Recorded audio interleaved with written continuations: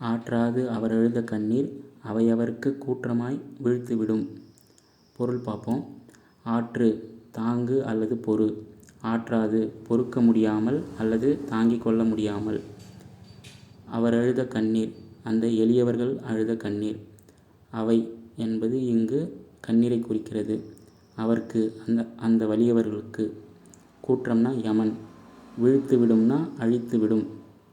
வலிமை உடையவர்கள் வலிமையற்றவர்களை துன்புறுத்தினா, வலிமையற்றவர்கள் தாங்க முடியாமல் அழுதாங்கன்னா அந்த கண்ணீரே வலிமை உடையவர்களை அழித்து விடும். ஸோ அந்த கண்ணீர் பவர்ஃபுல். அந்த கண்ணீரே வலிமை உடையவர்களுக்கு யமனாக மாறிவிடும்.